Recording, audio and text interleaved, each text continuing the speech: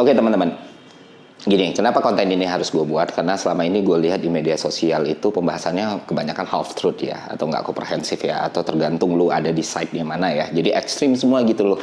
Kayak part of partnya diambilin tapi nggak dibahas secara keseluruhan. Misalnya buat pro, buat pendukung, mereka dengan sangat gampang bilang, oh ini kita nggak perlu cemas, kita nggak usah khawatir.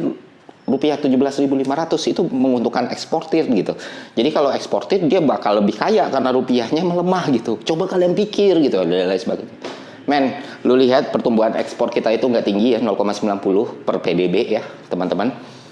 Sedangkan impor kita 7% ke atas gitu ya pertumbuhannya, walaupun masih neracanya masih surplus gitu, tetap aja angka dan data yang disajikan pemerintah pun menunjukkan bahwa aktivitas ekspor kita tidak sebesar itu. Artinya apa? Artinya yang mendapatkan keuntungan seperti itu sedikit sekali dibandingkan jumlah penduduk Indonesia secara keseluruhan. Jadi bukannya salah, tapi ya itu nggak komprehensif. Ada juga yang bilang, enggak kok, ini nggak boleh disalahin di Kementerian Keuangan. Ini kan urusannya Bank Indonesia. Jadi kalau rupiah melemah nggak ada hubungannya sama Menteri Keuangan. Tidak juga.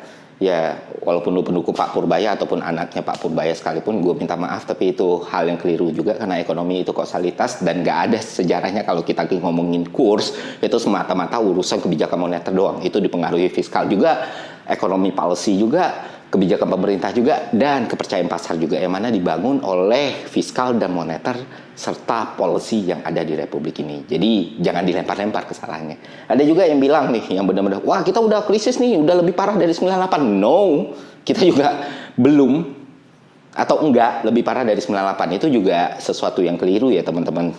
Walaupun misalnya kurs di 98 itu lebih kecil katakan, tapi yang bikin itu krisis adalah percepatannya. Karena kenaikan itu terjadi dalam waktu yang singkat, 600% dari 2.400 ke 15.000 misalnya. Nah itulah yang membuat pasar panik dan hancur waktu itu. Tapi kalau ini